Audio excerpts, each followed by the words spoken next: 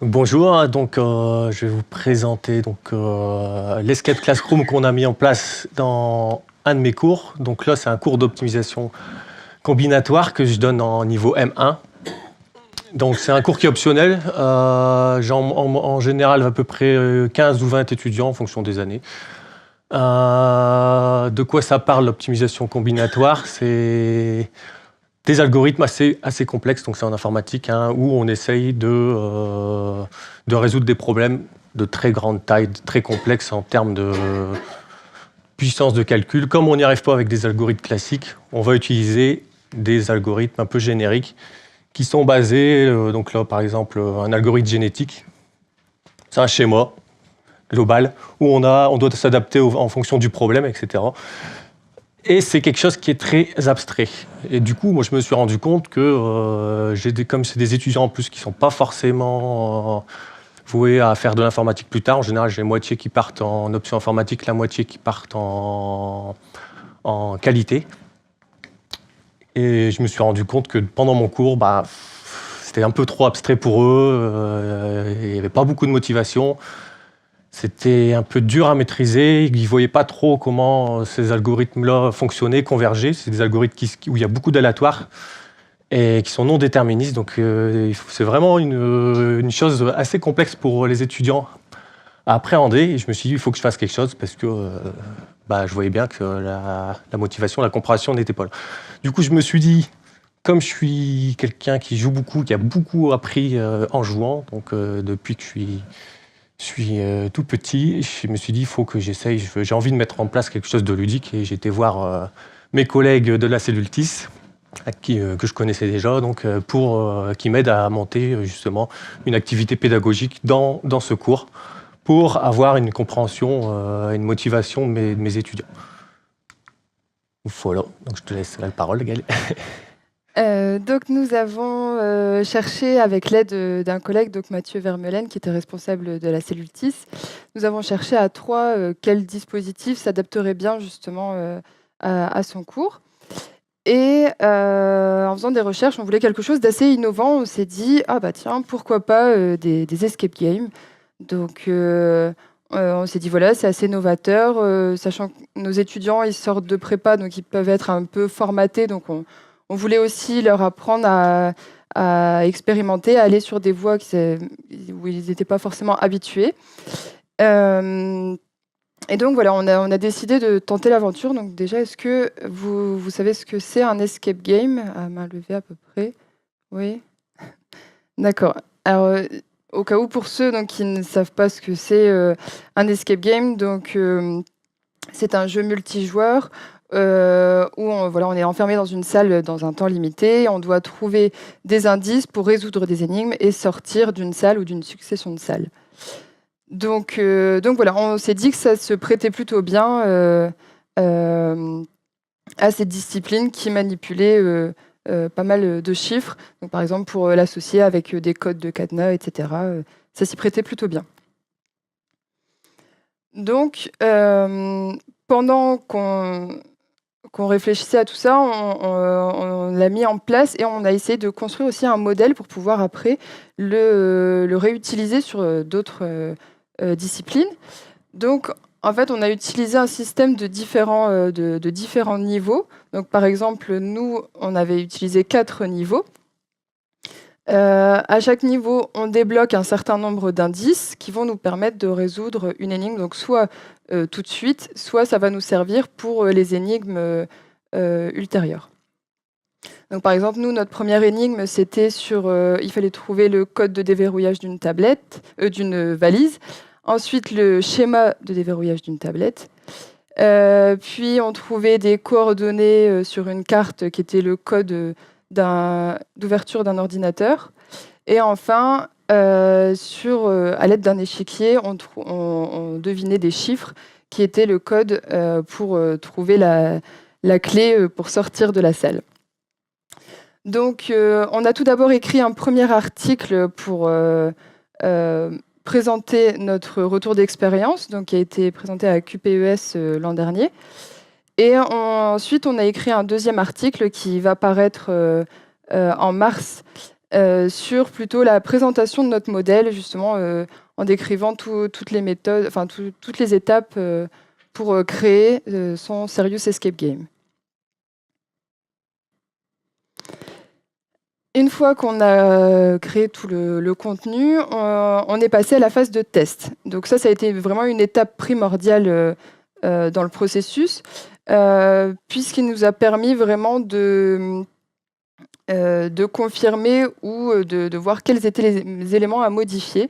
Donc, par exemple, au niveau de la durée de jeu, au niveau de la difficulté des énigmes, de la linéarité. Donc, par exemple, tout au début, on donnait tous les indices, on donnait beaucoup d'indices disponibles dès le départ, mais les testeurs étaient un peu perdus parce qu'ils ne savaient pas comment associer ces éléments et pour quelle énigme il fallait les utiliser. Donc nous verrons après quelle solution a été choisie pour pallier à ce problème. Mais voilà, la période de test a été vraiment très importante, il ne faut vraiment pas la négliger. Et ça permet donc de faire une réingénierie et d'améliorer à chaque fois notre activité. Donc, une fois que les tests et la réingénierie ont été terminés, nous sommes passés à la mise en place. Là, quelques jours avant l'Escape Game, on leur a envoyé à tous une invitation, que vous voyez ici, pour les mettre un petit peu en condition, leur expliquer l'histoire, etc., qui se sentent un petit peu imprégnés, un petit peu intrigués également. Donc on leur expliquait quel était le but, qu'est-ce qu'ils allaient devoir faire, les équipes, la durée, etc. Et une fois sur place, donc ils étaient dans une salle par équipe de 3 ou 4. Et on les avait mis encore en condition avec une musique d'ambiance pour qu'ils se sentent vraiment immergés dans l'atmosphère. On avait caché les indices un peu partout. Et donc, par exemple, ici, vous avez un indice. Donc ça, c'était pour l'énigme pour déverrouiller la tablette. Et en fait, à un moment, ils avaient un smartphone où ils devaient flasher le QR code qui était ici. Ça leur donnait un autre indice, etc. Et donc voilà un type d'indice qu'on avait. Donc là, notre exemple, plus pour voir un peu le rapprochement entre les compétences qu'on veut faire passer au niveau enseignement. Donc c'est une énigme la troisième énigme qu'on voulait faire pour déverrouiller le code de l'ordinateur. La notion de cours qu'il y avait derrière, c'est l'application, en gros la mise en application d'une recherche locale. C'est un autre type d'algorithme qu'on voit en optimisation combinatoire. Donc là, c'est un premier indice qui leur indique au final comment on peut appliquer une recherche locale vraiment simple. Hein. On part d'une case ici sur une grille. On cherche parmi notre voisinage, donc le voisinage, c'est les 8 cases qui se trouvent autour de cette case-là. On cherche une case qui est de meilleure valeur. Donc là, je suis parti de 7. Vers où je peux aller pour essayer d'atteindre, en allant étape par étape, atteindre la meilleure case de la grille. Donc, par exemple, on a ici la stratégie qui était de choisir le premier voisin meilleur rencontré. On a besoin de savoir dans quel ordre on parcourt nos voisins. Donc si je pars par ici, le premier voisin qui est là, le meilleur que je rencontre, c'est le 10. Ensuite, une fois que je me situe ici, si je recommence, le premier voisin meilleur que je rencontre en allant dans le sens aiguille d'une montre, c'est le 14, etc. J'arrive jusqu'à la valeur numéro 16. On peut se rendre compte qu'avec différentes stratégies, on n'atteint pas forcément l'optimum global qui était le numéro 16 ici. On peut tomber vers des optimums locaux. Et donc, moi, ce que je voulais leur montrer, c'est effectivement nos algorithmes, comment ça se comporte. Sur un exemple tout simple, ça marche exactement pareil quand on les lance via notre ordinateur. Et il y a des choses qui posent problème. Donc, je voulais vraiment qu'ils comprennent cet aspect-là de comment ça se déroule vraiment une recherche locale. Là, c'est vraiment une recherche locale de base, c'est un hill climbing. Donc, comment on leur a fait appliquer ça ? Un indice qui leur permet de comprendre le principe général, sachant qu'ils avaient eu déjà des notions de cours avant, hein, et donc ils ont eu 4 heures de cours avant avec toutes ces notions au niveau de l'optimisation combinatoire.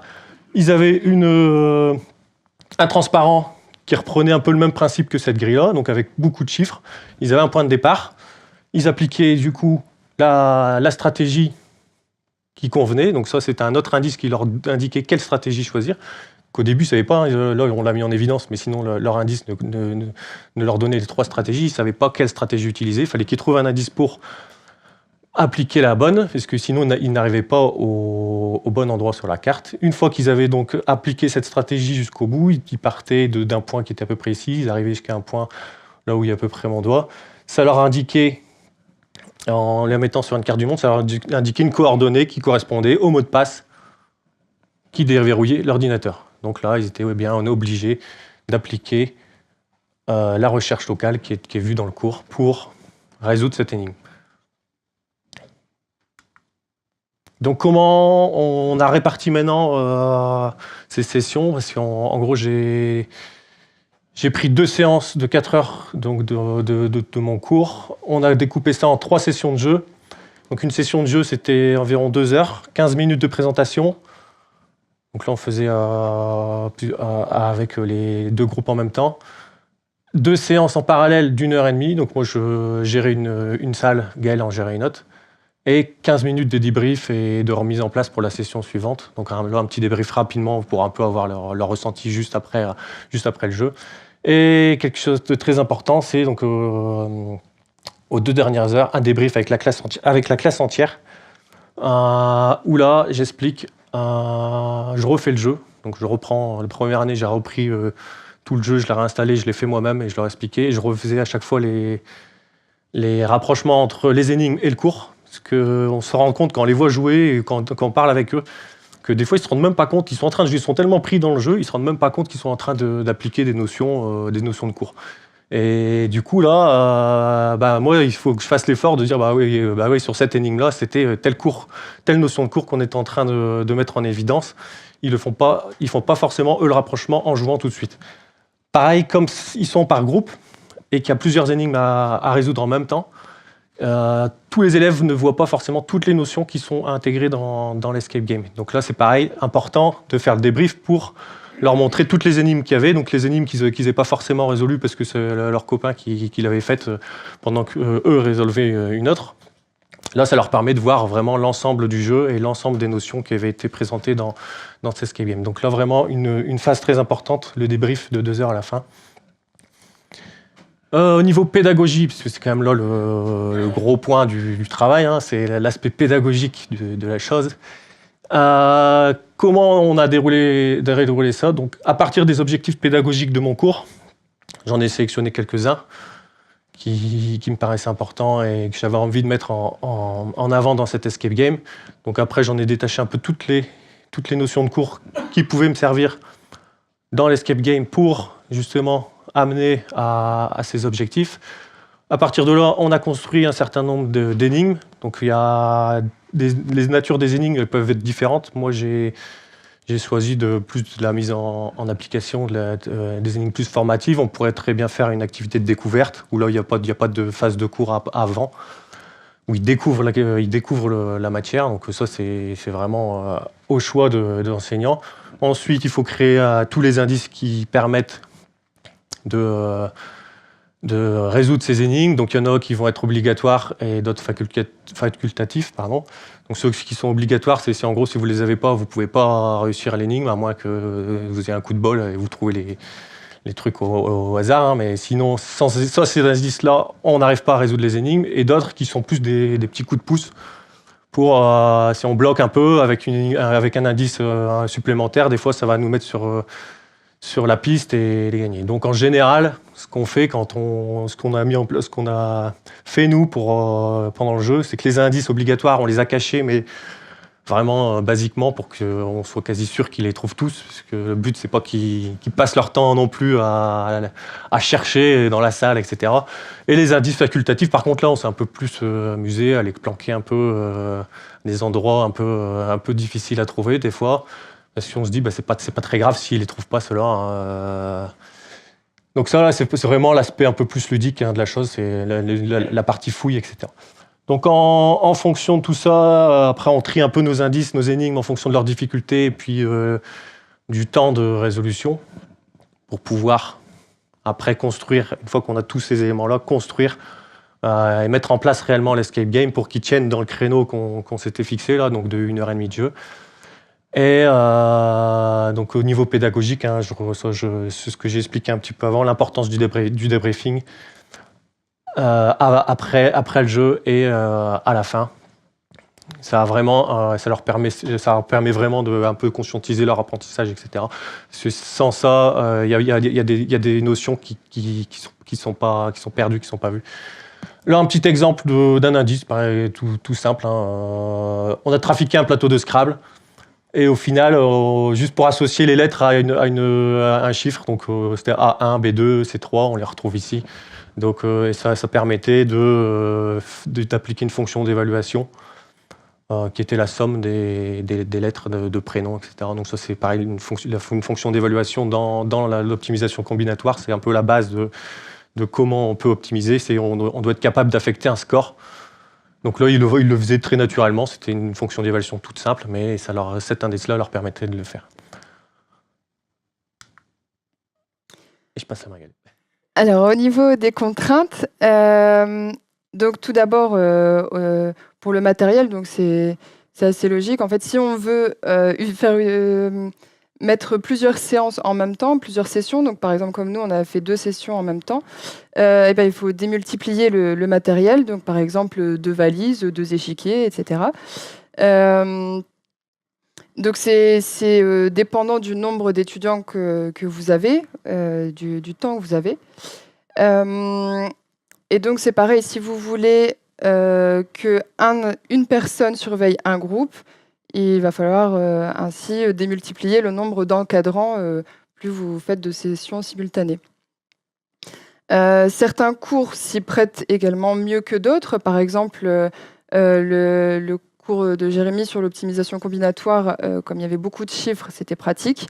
Après, voilà, il va falloir trouver d'autres subterfuges pour des cours où il y a beaucoup moins justement de chiffres. Donc, par exemple, transformer des lettres en chiffres avec des codages, des choses comme ça.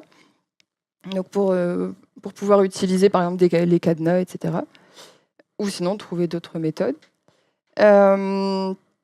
Les contraintes, c'est aussi donc, le temps de création, puisque nous, on a mis un bon mois à temps plein, tous les deux, pour le concevoir. Donc, vraiment de zéro, on est parti de rien, en incluant les séances de test, la réingénierie, etc. Donc, c'est vraiment une partie non négligeable et très, très importante.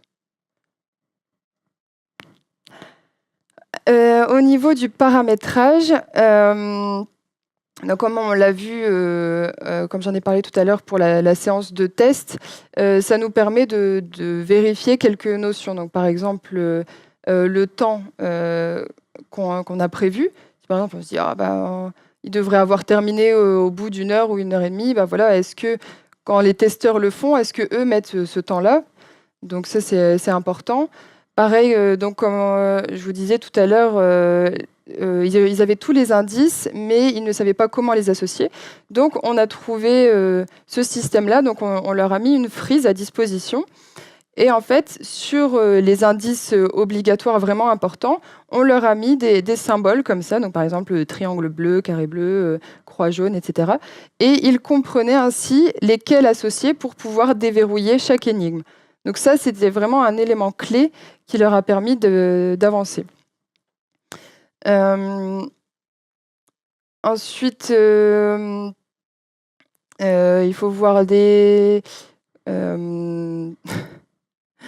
la répartition entre les indices et les niveaux, ça peut... la difficulté peut être... comment dire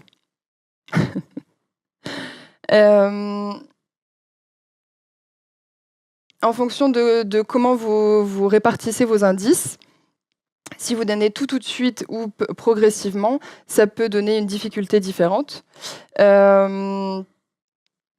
Pareil, la difficulté des indices en eux-mêmes, est-ce que voilà, ils vont déjà avoir un temps de réflexion sur l'indice ou est-ce que ils vont comprendre tout de suite, ça va être assez simple. Donc c'est tout des jauges à prendre en compte qui vont jouer sur la durée de l'escape game. Donc c'est vraiment une partie importante. Je ne sais pas si tu avais des choses à rajouter. Non, c'est bon. Passe après. Donc là, effectivement, une des grosses, pour donner une idée sur la grosse problématique qu'on s'est dit une fois qu'on a fait celui-là, c'est comment passer en masse à ce genre de choses. Là, on l'a fait dans un petit groupe de 20 étudiants, donc ça tient à peu près sur 2 séances. Donc ça, c'est un exemple qu'on a fait à une école d'hiver de l'IMT, justement, là, il y a 2 semaines, où on avait un petit groupe de 10-15 personnes. Donc on s'est dit, on va essayer de proposer juste une petite énigme. C'était juste une série d'énigmes, mais à plusieurs personnes en même temps. Donc comment on peut faire ça? Donc au final, on se dit, on va faire des énigmes qui sont paramétrées. Et au final, en fonction du groupe qu'on a, on va pas avoir les mêmes résultats sur les énigmes. Donc là, on avait proposé 4 petits exercices. On savait pas trop le public qu'on avait, donc on a pris vraiment des exercices basiques. Le théorème de Pythagore, un exercice, un petit programme sur la récursivité en informatique, un petit mot croisé en anglais. Donc là, Gaël a la feuille. Donc ça, c'est ce qu'on fournissait aux profs pour qu'ils puissent résoudre les énigmes. Et en plus, il y avait des informations cachées sur le slide qu'on présentait, qui est exactement celui-là. Donc en fonction des groupes, c'est pareil. Ici, ils avaient un circuit électronique à gérer. Donc c'est que Gaël a là ici. Donc qui donnait forcément, qui activait les digits du caractère numérique, qui donnait du coup un résultat de la boîte à clé qu'on leur faisait ouvrir. Et donc c'était en fonction de leur groupe, ils avaient forcément des valeurs en entrée de A, B, C qui étaient différentes, etc. Pythagore, ils avaient en fonction du groupe des valeurs différentes. Ici, il y avait la notion de groupe qui était là, donc forcément quand on appliquait cette ligne-là et qu'on déroulait l'algorithme, ça donnait des résultats différents. Et en plus, à la fin, il fallait voir que tous les numéros qu'ils trouvaient, il fallait les mettre dans un ordre croissant grâce au petit indice qui était là. Et donc là, au final, on fait jouer plusieurs personnes, plusieurs groupes en même temps, avec les mêmes énigmes, donc il n'y a pas un travail à dire, et en plus ils font la même chose, on peut les évaluer sur les mêmes exercices. Il y a l'exercice d'anglais aussi qu'on a fait faire, donc là c'est juste un mot croisé qui était différent pour chacun, qui donnait des résultats différents. Et par contre, donc ça l'intérêt, c'est de massifier du coup le jeu. Par contre, on perd complètement l'aspect immersion quand on est enfermé dans une salle, qu'on est 3-4 et on est en train de jouer, on partage les infos juste entre nous, il n'y a personne d'autre autour et on a une musique d'ambiance, etc. Ce côté-là, quand on passe en masse, en général, on le perd un petit peu. En plus, on est avec les autres personnes, les autres groupes qui jouent en même temps à côté, qui, même s'ils n'ont pas les mêmes résultats, ils vont avoir des réflexions qu'on va potentiellement entendre. Donc, ça va nous donner des indices via ce qu'on entend des groupes d'à côté, etc. Donc, il y a des moyens de le faire si on veut passer à l'échelle, mais on perd une partie de l'immersion. Et donc là, pour finir, un peu les retours qu'on a eus. Donc on a demandé aux élèves, Gaël, elle a fourni des formulaires de satisfaction un peu sur plusieurs critères, etc. à tous les étudiants. Donc là, pour l'instant, on a fait passer, ça fait 2 ans qu'on l'a mis en place, donc on a fait passer à peu près 40 élèves. Donc là, première chose, c'était en gros sur le jeu, on leur a demandé est-ce que vous voulez plus ou moins d'aide, est-ce que les consignes de départ étaient claires, est-ce qu'il faudrait mettre plus de consignes, moins de consignes, la linéarité du jeu, donc est-ce que c'était au final trop linéaire ou on suivait un fil rouge et il y en a qu'un au final il y en a qu'un qui bossait, il n'y avait pas assez de choses à faire en parallèle, ou si c'était trop ouvert. Le nombre de participants, est-ce que ça vous convenait, l'ambiance, en général, un peu le background, etc. La durée du jeu et la difficulté. Donc sur 40 élèves, on voit qu'on est pas mal dans ne rien changer, donc on était content. On avait assez bien dosé, paramétré la chose. Le seul point où où on a eu pas mal de retours, là, qu'il y a à peu près 15 étudiants sur 40 qui auraient aimé que ça dure un peu plus longtemps, limite. Donc, ça durait déjà pourtant le jeu 1h30. Donc, mais pendant 1h30, ils étaient vraiment dedans. Ils étaient super motivés. Et ça, c'est vraiment le retour que j'ai le plus apprécié. C'est que d'habitude, pendant mes cours théoriques, où j'ai allé sur 20 élèves, j'en ai 3-4 qui suivent. Et les autres, ils sont vite... Là, pendant 1h30, quasi tous les étudiants sont à fond dedans. Ils cherchent, ils réfléchissent, ils discutent, ils sont motivés, ils pratiquent, ils essayent de faire des choses, même si des fois ils sont un peu perdus parce qu'il y a des énigmes, ça vient pas forcément tout de suite. Il y a une vraie réelle motivation des étudiants pendant un temps qui est assez grand au final, hein, 1h30. Être concentré pendant 1h30, c'est pas forcément facile. Donc là-dessus, je suis super satisfait. En plus, moi, ça me permet de me mettre un peu dans une posture différente. D'habitude, je fais mon cours, c'est moi, ils m'écoutent, un peu comme là. Et là, au final, c'est eux qui font, et moi, j'observe leur comportement, j'observe comment ils jouent, comment ils travaillent. Et sur les 12 groupes qu'on a fait passer, on se rend compte qu'au final, il n'y en a pas un groupe qui réagit et qui joue le jeu de la même manière. Ils font tous de la manière différente. Ils bloquent. Il y en a qui bloquent sur certains points, d'autres sur d'autres. Et au final, ils arrivent tous plus ou moins au même endroit, avec plus ou moins d'aide. Hein. De temps en temps, on peut les aider. Donc quand ils sont enfermés dans les salles, on a des talkie-walkie pour leur discuter, leur envoyer une petite information. Si vraiment on voit qu'ils bloquent, hein, le but c'est quand même qu'ils avancent, et pas qu'ils bloquent sur une énigme et qu'ils arrêtent de jouer, donc on leur donne un coup de main de temps en temps.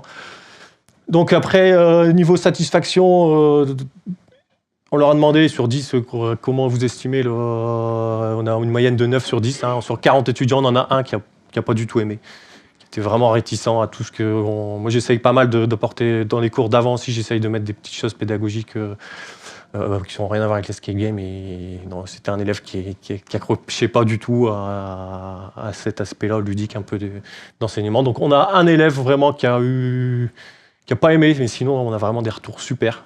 Les élèves trouvent vraiment ça leur donne envie de refaire des escape games, que ce soit dans la vraie vie ou dans l'enseignement. Après, on leur a demandé également de s'auto-évaluer. Donc là, sur les notions, toutes ça, je ne vais pas les lister, hein, c'est toutes des notions qui font partie de mon cours. De s'auto-évaluer sur la compréhension qu'ils ont de tous ces critères-là, donc toutes ces notions de cours. Donc en première barre, c'est avant de faire l'escape game. Deuxième barre, c'est juste après avoir fait l'escape game. Et troisième barre, c'est après le débrief. Donc on se rend compte qu'ils ont eux-mêmes l'impression quand même d'avoir mieux compris pas mal de notions. Donc après, c'est un peu dépendant des notions. Il y a certaines notions sur lesquelles on appuie plus pendant l'escape game que d'autres. Et moi, après, donc, je les évalue sur un DS de 4 heures, en général, où je leur donne un problème à traiter. Je leur dis, proposez-moi un algorithme génétique ou une recherche locale et vous me décrivez, donc vous imaginez comment on pourrait résoudre tel problème et vous me décrivez tout ce que vous mettriez en place pour qu'on soit capable de coder ensuite votre algorithme, etc. Et donc c'est vraiment un travail d'analyse et j'ai vraiment une nette, depuis donc les 2 ans que j'ai fait cet escape game, je me rends compte qu'il y a vraiment une cohérence générale dans mes copies qui a nettement évolué. D'habitude, j'avais des copies où les propositions, ils n'avaient ni queue ni tête. Là, ils vont pas forcément super loin dans la réflexion, mais il y a une cohérence dans ce qu'ils proposent. Donc, je sens bien qu'il y a vraiment une compréhension de l'ensemble de mon cours qui est nettement meilleure depuis que je fais l'escape game. Et je le ressens vraiment plutôt au niveau de la cohérence de leurs propositions, au niveau des copies. Après, donc, je l'évalue pas que sur ça. Après, ils ont un TP à faire en autonomie aussi. Donc, mes notes, elles ont un petit peu évolué en bien. Mais moi, ce que j'en retire le plus, c'est vraiment cette cohérence de leur réflexion. La cohérence de leur réflexion, on voit qu'ils ont compris de manière générale plus de choses. Après, je vais peut-être un peu moins loin dans la théorie, du coup, parce que je prends 8 heures de mon cours 8 heures de mon cours où je faisais avant des trucs plus théoriques, j'allais un peu plus loin. Là, je vais peut-être un peu moins loin dans la théorie, mais au final, je regrette pas d'aller moins loin parce qu'au final, là où ce que j'allais en plus avant, c'était pour 1 ou 2 élèves qui étaient vraiment bons, vraiment motivés. Et ça servait à ces deux-là. Au final, là, je me rends compte que j'accroche à 20 élèves quasi. Et pas juste les deux qui sont vraiment super bons, super intéressés par la matière. Et avec eux, j'aurais pu aller peut-être plus loin. Mais je préfère essayer du coup rester maintenant sur un format comme ça où je vais un peu moins loin. Mais j'accroche plus de monde.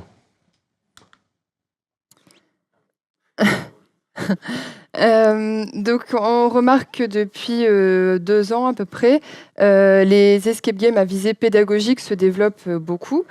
Et donc nous, l'IMT Lille Douai, on a co-organisé avec la Serre numérique de Valenciennes en décembre dernier donc une journée d'études sur les Serious Escape Games. Donc si jamais vous voulez regarder un petit peu ce qui se fait déjà, vous pouvez aller voir sur cette adresse, donc sec2017.imtlilledouai.fr. Et comme cet événement a très bien marché, on a eu vraiment beaucoup de présentations de projets, de communication, etc. Il est fort probable qu'il soit reconduit l'an prochain, à peu près à la même date, donc vers début décembre 2018. Donc si jamais ça vous intéresse, Valenciennes, à la Serre numérique, pour découvrir justement d'autres productions. Donc ça peut être que ce soit dans n'importe quel niveau, donc lycée, collège ou enseignement supérieur, et dans diverses disciplines. Voilà, donc on a fini avec l'escape game qu'on a mis en place dans mon cours. Et on vous remercie d'avoir écouté. Merci beaucoup Jérémy et Gaël pour cette présentation, voilà, pour le coup très illustrée, très incarnée. On sent tout votre vécu derrière vos mots. C'était très agréable de vous écouter. Juste avant de passer la parole à la salle pour les questions, je voudrais faire une petite annonce. On va vous demander de nous faire un retour de satisfaction sur la séance, et du coup on va le faire via WooClap, puisque c'est l'application qu'on utilise ici à Dauphine.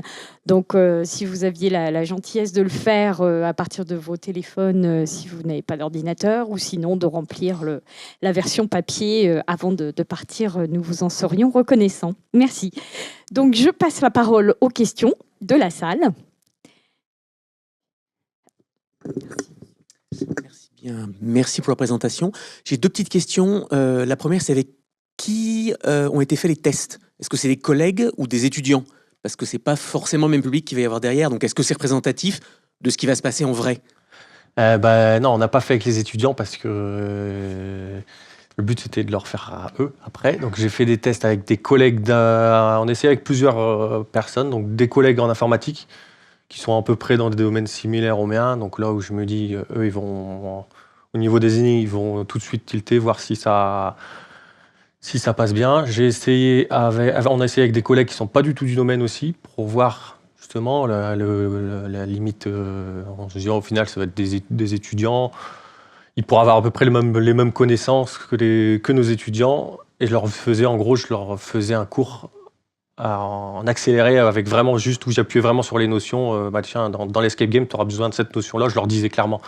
Au lieu qu'ils découvrent pendant le jeu comme les étudiants, je leur disais ça va être super important, faudra revenir dessus à un moment donné. Donc je les aiguillais avant, parce que forcément ils n'avaient pas eu 10-12 heures de cours avant, donc il fallait bien que je leur explique un peu tout ce qu'il y avait dans mon cours. Donc je leur faisais un cours en accéléré pour qu'ils sachent à peu près de quoi ça parle, etc.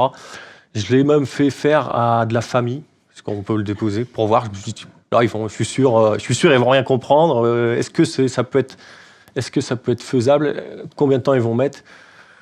Pour avoir vraiment, avec des publics différents, pour doser. On se dit, si au final, en expliquant les notions, en les aidant forcément, après j'ai dû les aider un peu plus, ma famille, après ça dépend, hein, ça dépend des profils, mais forcément j'allais les aider sur certaines notions qui étaient beaucoup trop complexes pour eux. Je devais leur aider, je leur dis oui, là c'est telle notion de cours, je les ai aidés sur l'énigme. quand je voyais que c'était trop compliqué. Mais on a essayé avec des publics variés, mais pas les étudiants. On s'est dit, tant pis, on va essayer en live avec les étudiants, voir comment ça se passe, voir des retours. Et ça va, au final, on s'en sort bien parce que ça a bien marché avec les étudiants. Mais effectivement, on n'a pas testé avec les étudiants.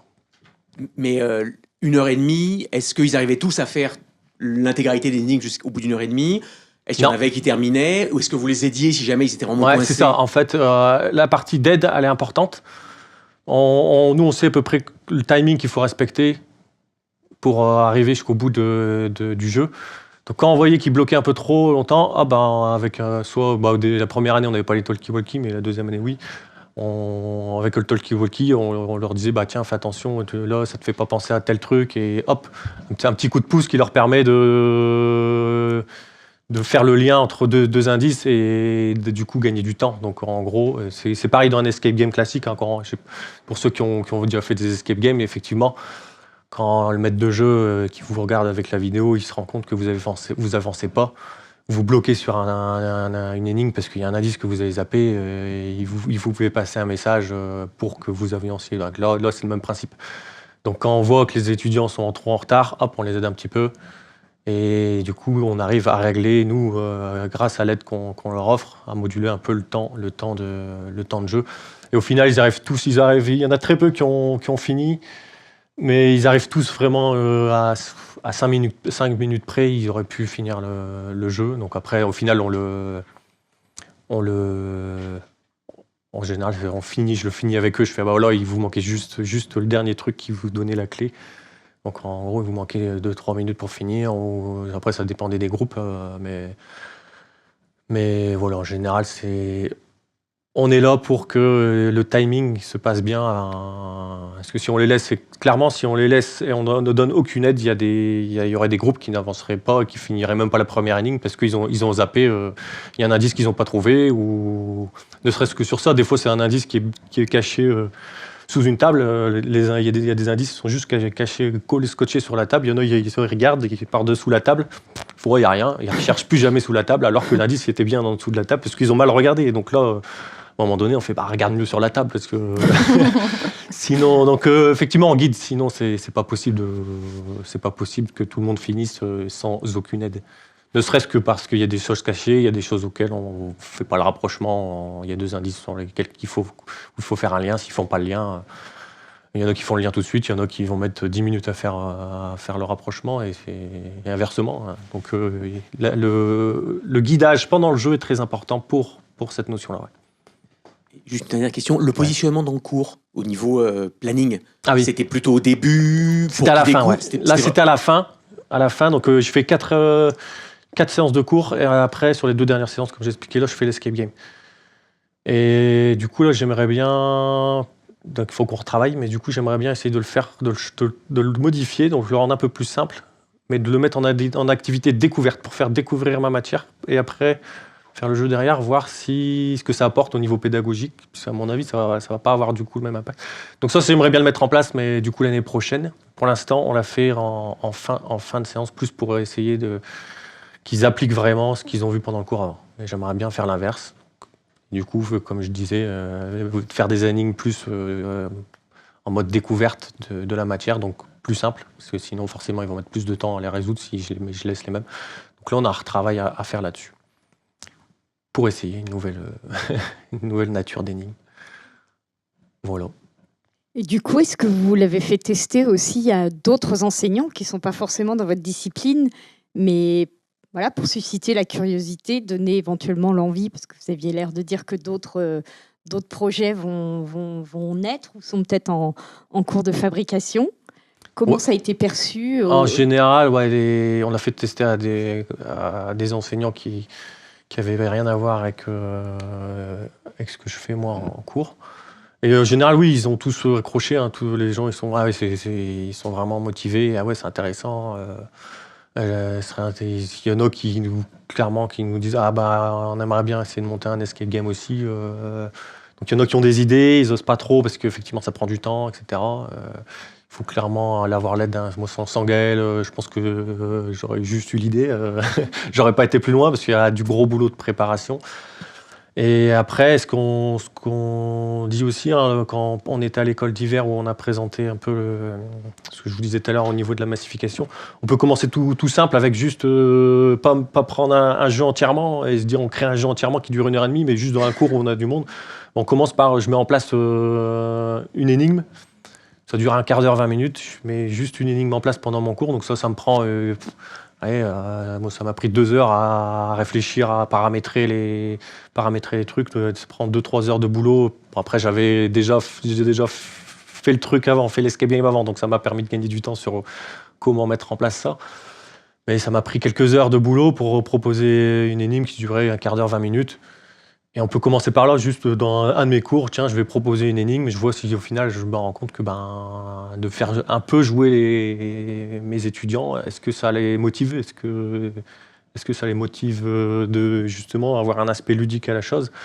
Et nous, on a testé donc à cette école d'hiver et clairement, les enseignants se sont pris au jeu très rapidement, quoi. On avait juste caché la boîte sur leur table. Au début, on fait casser cette boîte-là. Ils l'avaient pas. On fait chercher là. Puis ils la cherchent. Ils sont tout de suite dedans. Au bout de 2 minutes, je les avais perdus et j'avais plus moyen de passer aucune information parce qu'ils étaient en train de.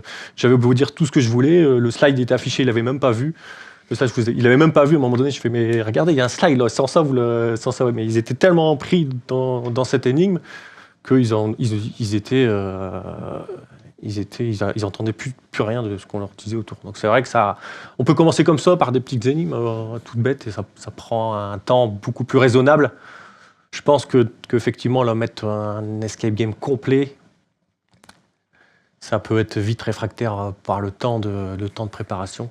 Donc en y allant étape par étape, je pense que en quelques années et avec l'aide des années pédagogiques, c'est faisable, quoi. Merci. Et Voilà. du coup, toi, Gaëlle, tu as eu des retours des profs qui sont venus s'adresser à toi, qui ont manifesté un intérêt, un éventuel désir de se lancer?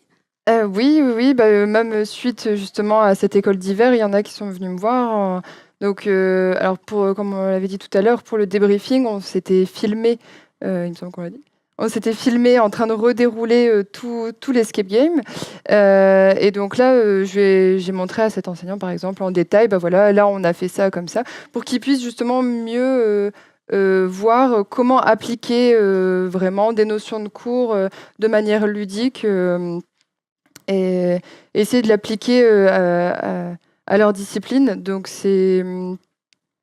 c'était important, voilà, pour les enseignants, ils se disent, voilà, c'est quelque chose qui marche. Enfin, on a vu ici que ça marchait, ils ont envie de l'appliquer à leurs cours. On leur a montré avec l'atelier que voilà, on pouvait le faire sur différentes disciplines, même s'il y en a certaines qui manipulent pas énormément de chiffres. Donc ensuite, voilà, ils ont envie qu'on les accompagne et qu'on les guide pour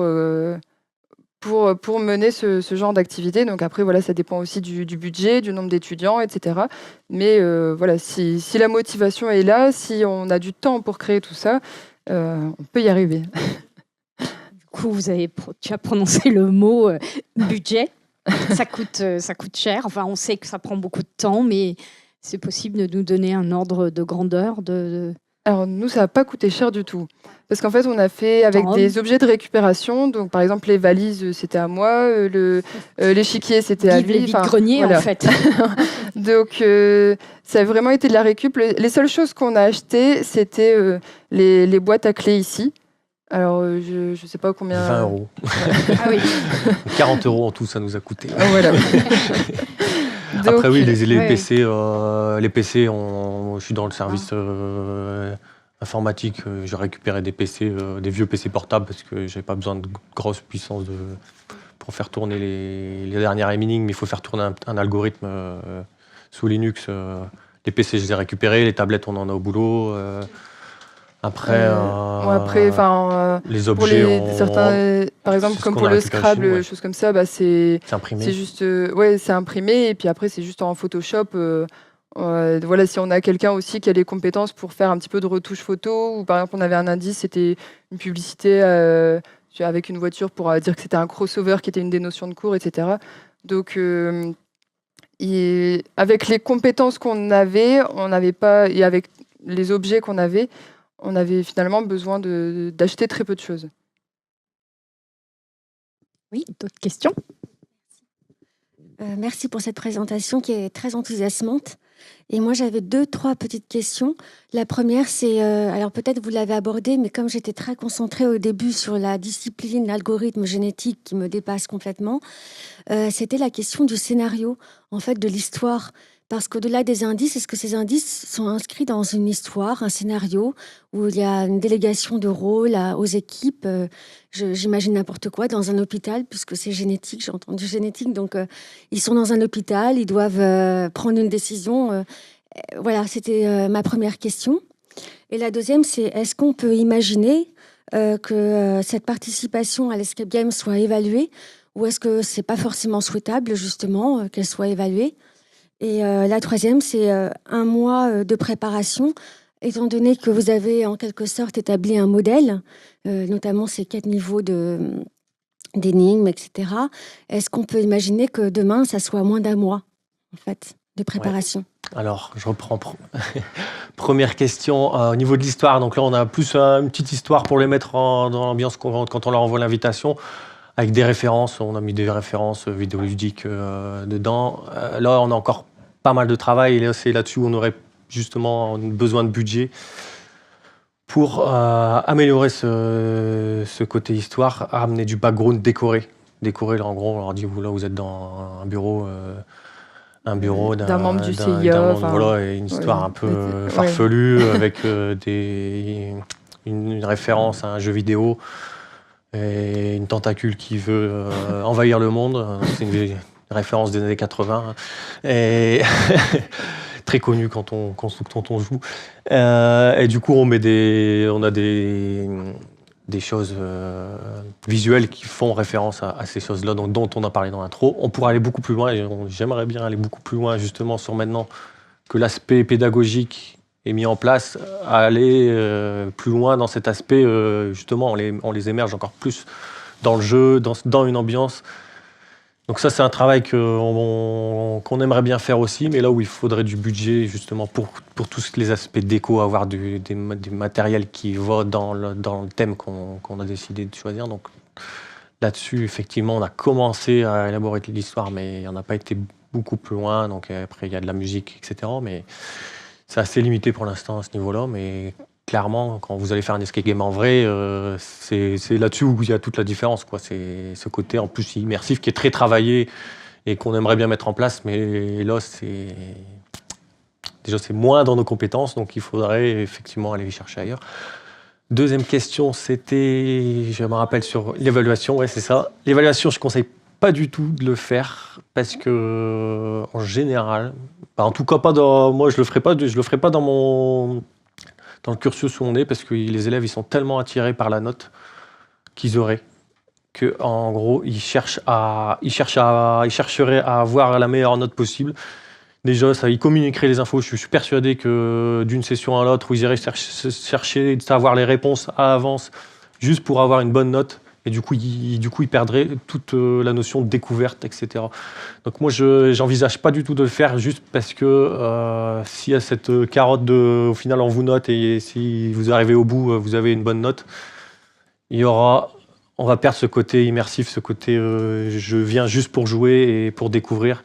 Mais au final, ils vont venir juste parce que je vais essayer d'avoir 20 sur 20 parce que j'ai été grugé ou j'ai été chercher j'ai demandé aux copains qui ont fait la session une semaine avant c'était quoi les réponses à telle énigme, à telle énigme, à telle énigme. Donc pour ces aspects-là, moi je le conseillerais pas parce que je me rends clairement compte là. J'ai vu l'année dernière, j'ai fait mon débriefing.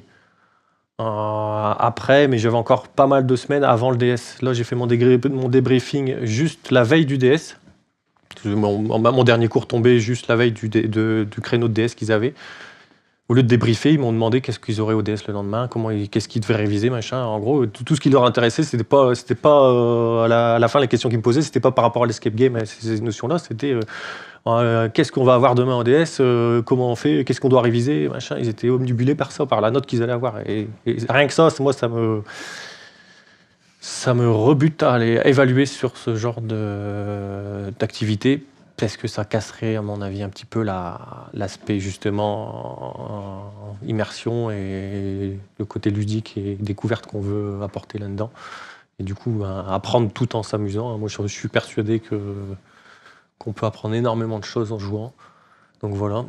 Et la troisième question, j'ai oublié. C'était un mois, Ah oui, ouais, non, je moins pense d'un- qu'effectivement, là, maintenant qu'on a réfléchi à tout ça, je pense qu'on peut nettement baisser le temps de préparation parce que il y a plein de choses qu'on s'est rendu compte en testant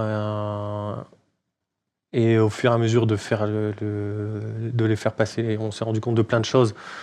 On revenait si on les avait pensées, si on avait déjà eu toutes ces infos avant, on aurait pensé directement à certaines choses. Au moment où on a mis en place cet escape game, on aurait gagné un temps monstre. Et là, au final, des fois, on partait sur des idées, on se disait, ouais, ça va être génial, et on faisait tester. Et pas du tout. C'était plutôt l'inverse. Et on se dit, non, bah non, on peut pas partir là-dessus. Donc, il y a plein de choses qu'on pensait que ça allait être bien. Et en testant, on s'est rendu compte que non. Donc, c'est un peu tout, dans toutes ces choses auxquelles il faut faire attention et quel impact ça peut avoir dans le jeu, qu'on a essayé d'exprimer dans le papier, là, deuxième papier qu'on a mis. Donc je pense que oui, ça permet d'avoir des retours. Plus on a de retours, d'expérience sur ces choses-là, ça permet de clairement gagner du temps sur l'aspect conception. Parce que là, on était vraiment parti de... Moi, j'avais fait 4-5 escape games en vrai. Je suis un joueur, Gaël n'avait pas encore fait d'escape game en vrai. J'ai mon cours et il fait, ouais, tiens, on tente, on fait un truc, quoi. Donc forcément, il y a des choses où on est parti sur des fausses pistes au début par manque d'expérience, quoi. Donc là, avec le recul, je pense qu'effectivement, si on doit le remettre en place dans d'autres matières, on aurait des automatismes qui nous feront gagner beaucoup de temps. Ouais. Merci, c'est aussi sur cette phase de conception, etc. Est-ce que, là, si vous pouvez, si vous donneriez des conseils, est-ce que vous avez, par exemple, coupé votre cours le plus petit possible, on va dire, en petits concepts et essayer de faire une énigme plus ou moins difficile sur chacun de ces concepts? Est-ce que c'est justement quelque chose que vous n'aviez pas fait et que vous feriez maintenant ou pas? Ouais, ça on l'avait fait justement ce que vous dites là, c'est couper, c'est vraiment un petit concept, c'est important parce que du coup, ça on l'avait fait, ça permet du coup de effectivement piocher au début on avait prévu beaucoup de choses. On s'est rendu compte que si on voulait tout mettre, ça rentrait pas du tout dans le timing, 1h30 c'était pas possible. Donc au final, comme on avait bien découpé c'est peut-être plein de petites énigmes. On en avait juste quelques-unes. Bon, je me suis dit, ok, celle-là, elle est peut-être un peu moins importante. Je vais l'enlever. Et du coup, on arrivait à un peu régler les temps de jeu, etc. Donc ça, c'est vraiment, voir trop une énigme trop grosse qui englobe tout, je pense que ça peut être assez une perte de temps si on se rend compte qu'au final, l'escape game, il va prendre 2 fois plus de temps que ce qu'on avait prévu. Et si tout est relié, ça va être plus dur. Donc, effectivement, aller vraiment dans la granularité des énigmes, ça, je pense que c'est quelque chose d'important. Et après, c'est surtout sur le guidage, la linéarité du jeu, où on s'est rendu compte que c'était une catastrophe au début. Au début, le premier test qu'on a fait, en gros, les joueurs avaient accès quasi à la totale, à part quelques indices qui étaient cachés dans la valise et dans la tablette, mais ils avaient quasi accès à la totalité des énigmes et des indices. Et il n'y avait aucun lien qui pouvait être fait. Il fallait juste, en gros, tout prendre et se dire, ok, on a 20 indices, par exemple, lesquels nous servent à débloquer la valise. Donc, de jouer sur cette linéarité et vraiment les guider un petit peu, mais faire attention à ce qu'il y ait quand même assez de contenu pour que tout le monde joue en même temps. Au final, si on met une énigme et un seul indice pour résoudre cette énigme, s'ils sont 3, il y en a un qui va bosser, et les 2 autres, ils vont regarder, ils vont suivre, mais ils vont pas jouer en même temps. Donc il faut avoir assez d'énigmes pour qu'il y ait du monde qui joue en même temps, et il faut pas en avoir trop, sinon il va être complètement perdu. Et je pense que la phase la plus importante et la plus difficile, c'est sur ces notions-là, et c'est là qu'on a perdu énormément de temps. Au début, les premières phases de test, c'était... On devait les guider, mais on devait leur dire, ouais, non, mais en fait, ça sert à ça, ça sert à ça, ça sert à ça. Et c'est là-dessus qu'il faut, je pense, déjà prévoir dès le départ un fil conducteur et ouvrir le jeu un petit peu pour qu'il y ait du travail à faire pour l'ensemble du groupe, mais pas que ce soit non plus trop linéaire. Je pense que ouais, le point le plus difficile, il se situe là. Ouais.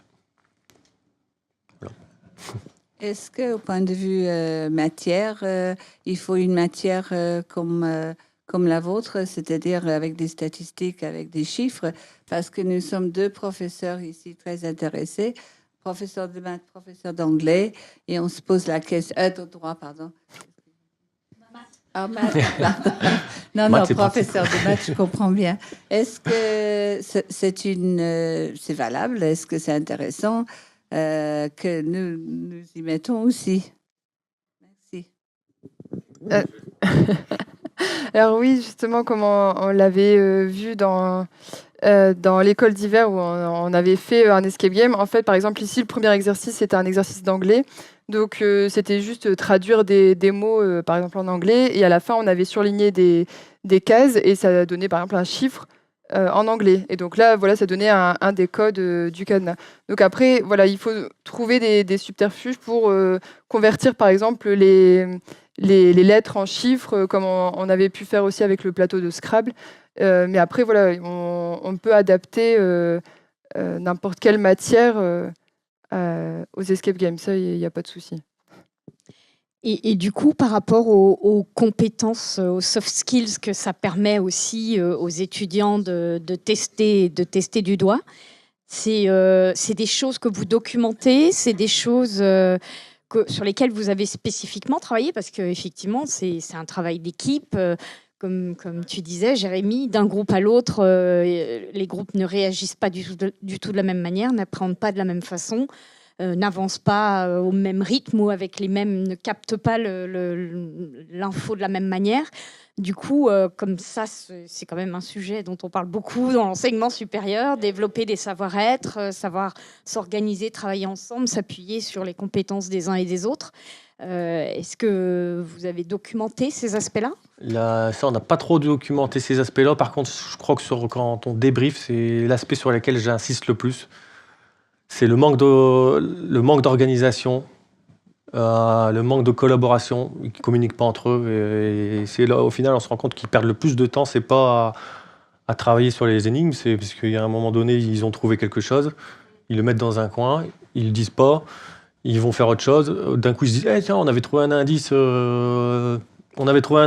pour résoudre ce truc-là.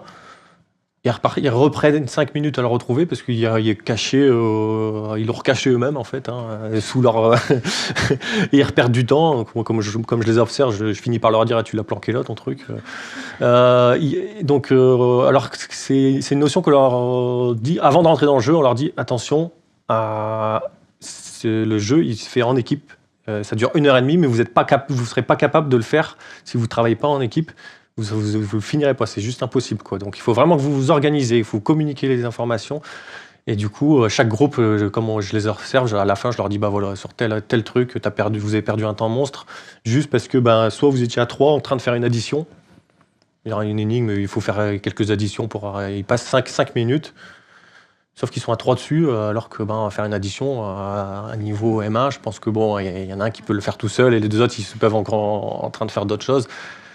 Pour gagner du temps, ces aspects-là, c'est très important dans les escape games et on se rend bien compte de leurs habitudes. Il y a un petit problème, on se met tous dessus, on se répartit pas les tâches, on se met tous dessus, on regarde, au final, il y en a qu'un qui bosse, les 2 autres, ils vérifient. Il y a des pertes de temps énormes là-dessus. L'organisation. Il y a très peu de groupes qui pensent à s'organiser dès le départ. Ils finissent par le faire parce qu'ils se rendent compte au bout d'un moment qu'ils perdent du temps. Mais au début, c'est vraiment, on prend tout, on met tout n'importe comment. Et au fur et à mesure du jeu, on se rend compte que ils ont un petit tableau, des feutres avec des feutres à Vélo. Et au fur et à mesure du jeu, ils se disent j'ai trouvé un truc, je vais le noter. Et au final, je le note. J'ai trouvé tel indice, il y a et ils notent tout. Et au fur et à mesure, ça s'organise et on se rend compte que par eux-mêmes. Au fur et à mesure du jeu, sur ces compétences-là, ils prennent conscience pendant le jeu que ça devient important et que sans ça, ils ne vont pas y arriver. Et donc, c'est plus ou moins naturel, c'est en fonction des groupes. Il y a des groupes directs. Ils trouvent un machin, hop, ils vont noter, c'est ultra carré. Ils ont tous leurs indices notés au tableau et ils se perdent pas. Il y a des groupes, c'est le gros bordel. Et ils perdent un temps monstre et on est obligé de leur dire, bah ouais, ton indice, il était là, tu l'as mis là, etc. Donc c'est vrai que moi, j'insiste énormément lors des débriefs sur ces notions-là, parce que c'est ça qui, au final, le cours, je me rends compte qu'ils l'appliquent, au final, ils prennent plus ou moins de temps, mais ils arrivent, comme ils ont le cours avant, ils arrivent à appliquer les notions assez rapidement ou pas. Et donc là, j'ai pas trop de soucis. Par contre, sur ces compétences transverses, j'insiste énormément et on en tant qu'observateur, pardon, c'est très intéressant de les voir faire et de se rendre compte justement de ces choses-là. Et je débriefe beaucoup là-dessus. Ouais. Mais on l'a pas trop anticipé forcément, ouais. Parce que dans vos histogrammes, là, pouvoir amener les étudiants à s'auto-évaluer avant, après et après le débriefing, il y aurait, je pense, des apprentissages plus en profondeur pour eux à faire fructifier. Enfin, c'est sûrement une expérience qui leur apporte plus qu'ils n'en ont qu'ils ne le conscientisent en fait. J'aurais proposé une mise en abîme. Parce que là, on a eu un très beau cours théorique. Ouais. Maintenant, je veux le faire. En plus, je suis très sérieux. On peut faire le petit. Oui, le petit, mais est-ce que vous ne pourriez pas proposer des sessions à des enseignants, etc., qui souhaiteraient voir ce genre de choses? Parce que quelque part, pour nous, c'est le meilleur moyen de découvrir comment ça marche. C'est que là, on a un très beau cours théorique, mais si on le faisait, on pourrait peut-être voir justement tous les écueils, voir comment ça marche et avoir des idées pour nos cours à nous. Donc, de proposer des sessions pour des enseignants de venir découvrir. Oui. Moi, j'adorerais, mais... Moi, ce que je vous propose, c'est que vous soyez l'ambassadeur à Dauphine pour mobiliser un groupe d'enseignants. Et nous, on fait la passation sans problème. Ouais, clairement, j'aimerais bien, parce que moi, au final, ce qui m'intéresse le plus, c'est de faire jouer les gens, justement. Mais ça, comme vous avez vu, 1h30. Donc là, si je voudrais tous vous faire passer, c'est 1h30 par groupe de 3. Donc, faudrait prévoir une journée complète, donc ça devient compliqué. Mais effectivement, pour des petits groupes, des gens, s'il y a 3, on peut faire passer 6 personnes en même temps. Donc si c'est prévu, chez nous, on pourrait facilement faire passer 6 personnes sur 2 heures de temps, quoi. Mais ouais. Nous, on a de la chance, on bénéficie aussi dans notre centre de documentation. Ils ont créé des petits SAS, en fait, ils ont 5 SAS, comme vous avez vu en fait. Hop, ici. Donc là, en fait, c'était un des SAS et voilà, c'est juste adapté pour nous. On a le chrono qui défile avec la musique d'ambiance et ils sont vraiment enfermés. Et même si vous allez dire, ouais, mais il y a une grande baie vitrée, l'immersion, elle n'est plus vraiment là. Mais en fait, si on leur fait pas des grands signes, on tape au carreau, ils nous voient pas, ils voient pas du tout ce qui se passe. Donc c'est vrai qu'on pourrait l'adapter et faire plus de sessions. Et voilà, comme on disait, après, il faut plus d'encadrants pour regarder. Donc on réfléchit à faire sinon un dispositif avec des caméras ou choses comme ça. Mais voilà, nous en plus, on a une sorte de tableau de bord où on a la liste en fait de tous les indices, savoir où ils sont cachés, etc. Comme ça, si jamais on voit qu'ils sont bloqués à l'énigme où c'est du jaune et ils cherchent la croix jaune, et ben si vraiment ils mettent trop longtemps à le trouver, on me dit cherche plutôt par là, choses comme ça. Donc pour avoir cet aspect vraiment de guider, de suivre les personnes, il faut après démultiplier les enseignants. Mais sinon, oui, en petit groupe, en 2 sessions, ça peut être, ça peut être faisable. Envisageable, ouais.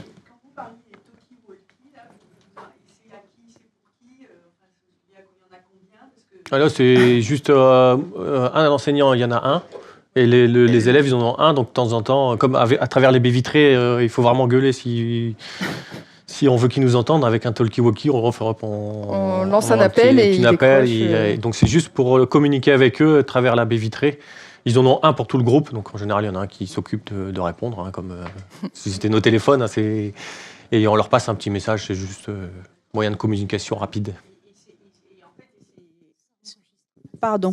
Et c'est spécifique vous envoyez un message spécifique à un groupe. C'est pas juste quelque chose pour envoyer à tout le groupe, à tous les groupes. En général, c'est juste pour les guider sur quelque chose effectivement qu'ils auraient raté. Donc c'est vraiment dépendant de ce qu'on a observé, de ce qu'ils ont s'ils ont oublié de faire ou s'ils ont fait une erreur. Des fois, ils sont en train de résoudre une énigme. On se rend compte que le résultat il est pas bon parce qu'ils ont fait une erreur d'inattention à un endroit. Bah, forcément, ça les bloque parce que le code final il est pas bon. Donc on leur dit revérifiez, revérifiez ce tel calcul, il est pas bon. Alors que la démarche était là. Donc là, c'est juste des petites aides comme ça, vraiment spécifiques en fonction de ce qu'on observe, ce qui va, ce qui ne va pas. Voilà, donc c'est groupe par groupe. Ouais, Voilà, c'est groupe par groupe, au feeling un peu de ce qu'on observe. J'ai une autre question. Le grand débriefing, là, vous parliez du dernier cours du débriefing. Est-ce que vous le faites de manière interactive, en posant des questions, ou vous avez trop de monde et du coup vous faites plus quelque chose de théorique? Non, c'est interactif. En gros, là, on s'est filmé parce que l'année dernière, je l'avais fait. J'avais refait le jeu, j'ai repris toutes mes affaires et j'avais refait le jeu devant eux. Donc, je leur disais, voilà, je refaisais au final un petit cours leur demandant ça, qui l'avait vu, qui l'avait pas vu. J'essaye de, moi aussi, un peu percevoir ce qu'ils avaient compris de la séance, qui avait trouvé tel ou tel indice. Là, on s'est filmé en train de le faire parce que dans les box, on peut pas mettre 20 étudiants. Parce que l'an dernier, c'était dans une salle de classe qu'on avait délimitée. Quand on n'avait pas encore les box, ils étaient pas disponibles. Du coup, ça c'est interactif, un peu comme les cours que je peux faire où je pose des questions, je leur demande s'ils ont bien compris telle ou telle notion. C'est plus dans l'échange de voir ce qu'ils ont vu, ce qu'ils ont compris, ce qu'ils n'ont pas compris. Le but, c'est vraiment ça, ouais.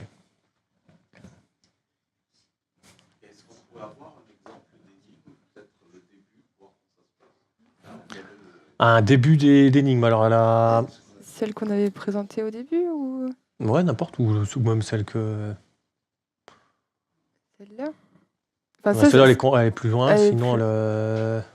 T'as rien sur ton PC? Tu dois avoir tout. T'as tout sur ton PC, normalement.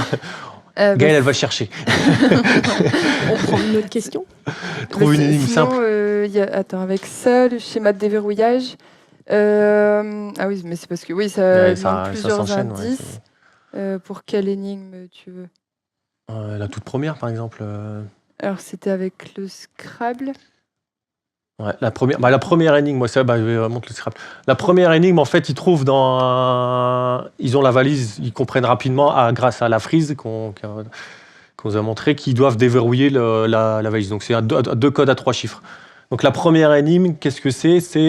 Ils trouvent, donc ils fouillent au début, ils trouvent plein d'indices. Donc ils trouvent un indice qui correspond, c'est des noms. Dans un agenda. Des noms dans un agenda avec à côté d'un nom un numéro. Donc c'est Alicia, je pense. Alicia, 35 ans. Il y a un autre indice qui est dans un classeur avec des documents où on a trafiqué le texte en un truc qui a ni queue ni tête, mais qui demande de faire des distributions de probabilités. Et donc là, c'est forcément assez spécifique au cours. Mais en gros, on leur demande de faire une distribution de proba sur un ensemble de détenus. Et donc la liste de nos noms, c'est des détenus. Il y a écrit au-dessus détenus, la liste de noms, Alicia 35 ans. Au final, pour passer de Alicia à 35, il faut juste faire la somme des lettres. Donc ce que j'expliquais si je fais 1 plus L plus L12, donc 1 plus 12 plus 1 plus le I, etc. Je tombe sur 35 normalement, si je ne me trompe pas, si je me rappelle bien. Ils doivent faire ça pour chaque détenu. Donc ils ont une liste de détenus avec les âges qui correspondent. Quand ils font donc après une distribution de proba, donc ils font la somme de tous ces âges, ça leur donne une somme. On s'est arrangé pour qu'elle tombe à 500 pour que les calculs soient assez facilement faits de tête. Et après, ils font en gros l'âge sur la somme, ça leur fait une distribution de proba pour chacune. Et il y a 3 probas qui vont correspondre sur la carte du monde. Donc on a une carte du monde aussi. Sur la carte du monde, en dessous de la Russie, il y a 3 probabilités qui sont indiquées et qui correspondent aux probas qu'ils ont trouvés. Et ça leur donne au final les 3 fois 2 numéros. Et l'application du cours qu'il y a derrière, au final, c'est une notion de sélection qui s'appelle la roulette et qui est juste en fait évaluer à un individu, donc une solution. Donc là, en soi, les solutions, ce seraient juste les noms de nos détenus. La fonction d'évaluation, donc ce qui est une autre chose, je reviens un peu sur le slide de l'algorithme génétique, qu'on voit un peu de quoi ça retourne, hein, parce qu'il y a forcément des notions de cours derrière.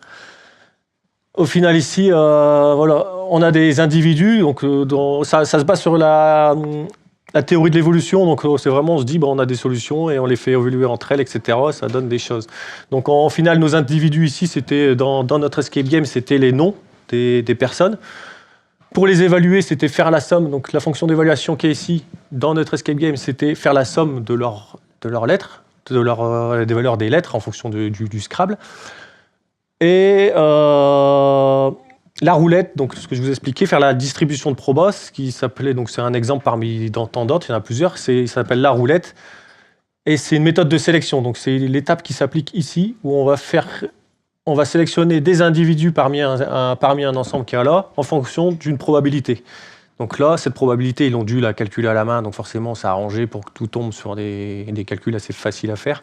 C'était en gros une somme de 10 chiffres et après une division par 500, donc c'est assez simple à faire de tête. Ça leur prenait au final 5 minutes à appliquer. Donc ils avaient cette notion-là à faire et là, ils trouvaient du coup le rapprochement avec la Russie, les probas qu'on avait mis sous la Russie. Et ça leur permettait de dire, OK, tel proba, ça correspond à tel âge, donc il y avait, je sais pas, 35, 58 et machin, ça leur donnait 3 chiffres. Hop, ils les mettaient sur la valise, ils ouvraient la valise. Et c'était parti pour la ligne secondaire. Donc, mais il fallait quand même faire le rapprochement entre un indice, trouver des noms, une des probabilités qu'ils étaient sur Russie. Le cours, je fournis mon cours, le support de mon cours, il est disponible dans le jeu. Donc si jamais ils ont oublié une notion de cours, ils peuvent revenir rapidement dessus.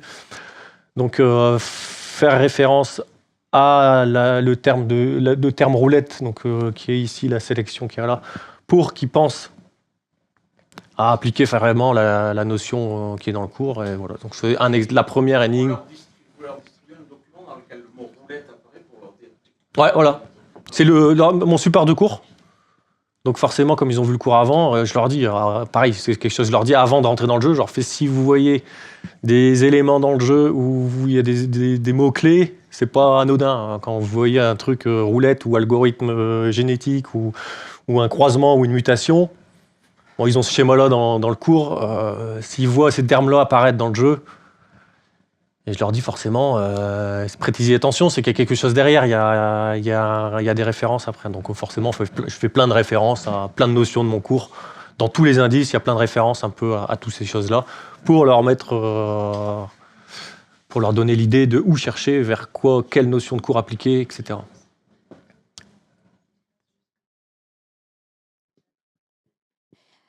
Alors, je me permets peut-être juste de rebondir sur ce qui se fait aussi à Dauphine, parce que ça ne se sait pas forcément. La bibliothèque, comme on a parlé tout à l'heure des espaces où vous réalisez les escape games. Alors déjà, d'abord, on se demandait s'ils avaient collaboré avec vous dans le design du dispositif ou s'ils vous ont juste passé les lieux. Non, ils nous ont juste passé les lieux. Ils vous ont juste prêté les lieux. Donc nous, à Dauphine, à destination des étudiants, en fait, l'équipe de la BU a proposé un dispositif cette année de jeu de piste pour familiariser les étudiants à la recherche documentaire. Donc pour répondre aussi à la question de la juriste qui est partie ou de Erlis, professeur d'anglais, évidemment, ces dispositifs-là se prêtent aussi à des disciplines littéraires, parce qu'on fait chercher finalement. Hein, donc il faut structurer sa démarche, faire des liens, s'appuyer sur les connaissances des uns des autres collectivement. Et donc ça s'y prête finalement très bien. Et vous étiez très, très, très content des retours que les étudiants vous ont fait. Voilà. Est-ce qu'on peut abuser de quelques minutes pour le questionnaire ou le clap? Ah, ça y est, vous avez répondu. Cette réponse, écoutez, du coup, voilà, s'il y en a qui veulent encore participer. Pardon. À la fin, pardon. Et puis, il nous reste à vous remercier, Jérémy et Gaël, pour cette présentation vraiment, vraiment passionnante. Merci à vous. Merci Merci à beaucoup. vous. Merci.